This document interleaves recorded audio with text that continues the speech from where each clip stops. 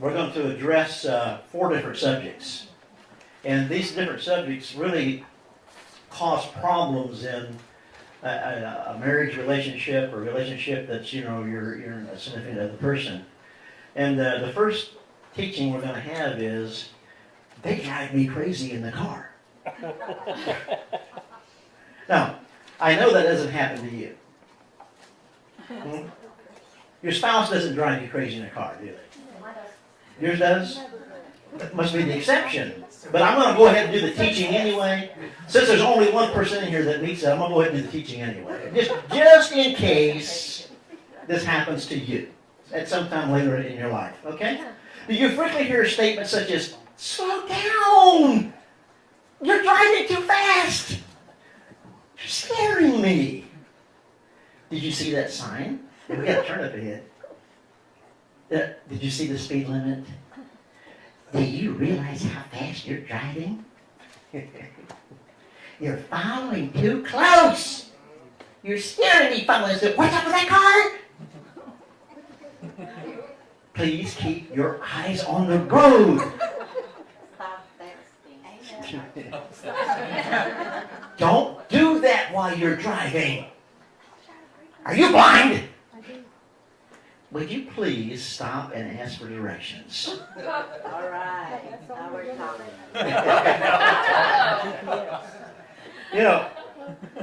Many women and some men have fears in a car, and it may have absolutely nothing to do with you. It may come from their own childhood, where they could have actually been involved in an accident with a parent. Being a passenger in a car with a brother or sister or somebody else. And they can have fears and they can have phobias in a car. They can be terrified when you start speeding or driving carelessly. But in your mind, you may not be driving carelessly.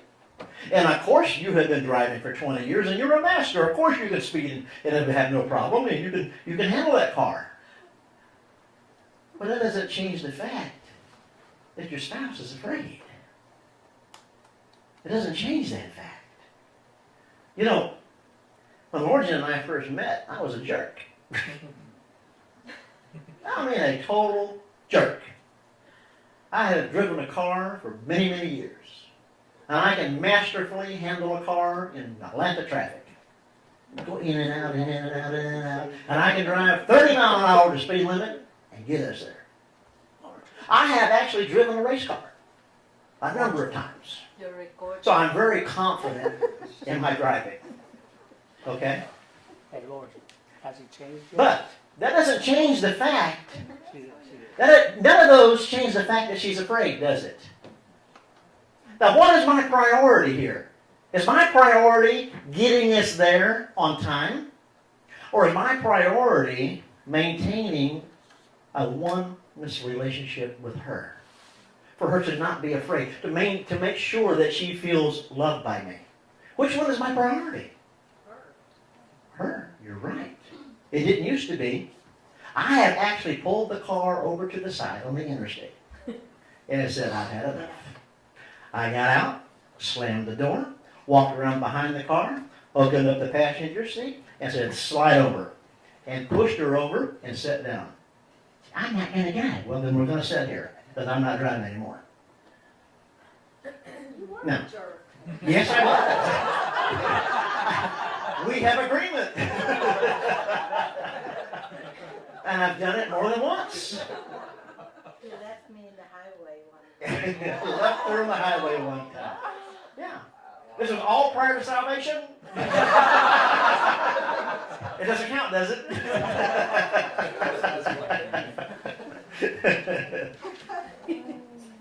So, it's true that I could drive that car. It's true that I've got a lot of driving experience. It's true that I could weave in and out of traffic. It's true that I could speed and probably get away with it. But there's something higher than truth. It's called love. So I got to push my truth to the side and make sure that she feels loved by me in that car. That is more important than my truth. Now, you know, she's basically in that car as my co-pilot. She is the other half of me. Now, if you're the captain of an aircraft, and you're flying the aircraft, and your co-pilot sitting there says, have you checked your speed? You think I'm stupid? Of course I checked the speed. I know how fast this plane's going. Captain, have you checked the flaps? You haven't flown with me before, have you? Of course I checked the flaps. Did you see that plane over there? I can see that plane. I got the whole window. I can see plane. What's wrong with you? What's going to happen soon with the co-pilot? He's going to sit there. Okay, you fly it by yourself. Well, you see, the reason the pilot doesn't do that is because he expects the person sitting there to help him fly the plane. Is that right? Well, all my wife was doing at that time was trying to help me drive that car. See, her job is to help me get there safely. Just like a co-pilot on a plane. That's her job. I didn't expect her to help me drive that car was a problem. I didn't realize she was my co-pilot. I didn't realize she was helping me. I heard it as criticism. Think I'm stupid? Think I can't drive this car? You think I don't have experience? What if that pilot had said that to the co-pilot? He wouldn't have a co-pilot soon. That's all truth, but there's no love there. And my job is to make sure that she feels loved by me, not truthed by me. So what we have done, I have officially designated her as my co-pilot in the car. Really? Officially. Ask her who she is in the car. Ask her. Who is you? Lorton? Who are you in our car? Co-pilot. Co-pilot. Navigator. Navigator. Truly. So, when she says something to me, let's say that I'm going over the speed limit. Okay? She says, did you realize what the speed limit is? I looked down and said, thank you, co-pilot. It says.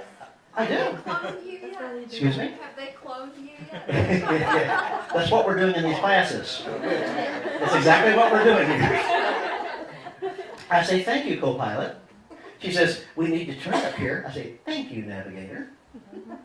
You see, I don't come up with these stupid statements. Well, you think I don't know where to turn? You think I haven't been there before? You think I can't read a map? You think I can't look at GPS? I remind him also with the yellow lights. Remind me of the yellow lights. She passing the yellow lights. She reminds me of the yellow lights. And what am I to say? Thank you, co-pilot. Thank you for warning me. You see? Now, how many arguments do you think we have in the car now? None. Unless I forget who she is. You see? If I forget that she's my co-pilot, if I forget that she is my wife and there were one, because actually, when she speaks to me in the car, if she's the other half of me, I'm talking to myself right then. Think about it. It's not good to not listen to yourself. She's the other half of me. I need to listen to myself. She's the other half of me. It's not a smart person that doesn't listen to themselves. You talk to yourself, well, you need to listen to yourself. So I listen to my co-pilot. Her job is to help us get there safely. Now, I know that the people in this room have not had this problem. I know that. Maybe. But if you have had this problem, what I want you to do right now is to look at each other. And if you haven't had this problem, look at each other anyway, so that no one's going to be looking at the couple that is looking at each other. And I want you to say, I'm sorry that I behaved like a jerk in the car. And I ask you to forgive me for all the problems that I've caused in the car. And I now officially make you my co-pilot. And if I forget who you are, would you gently remind me? Very gently remind me.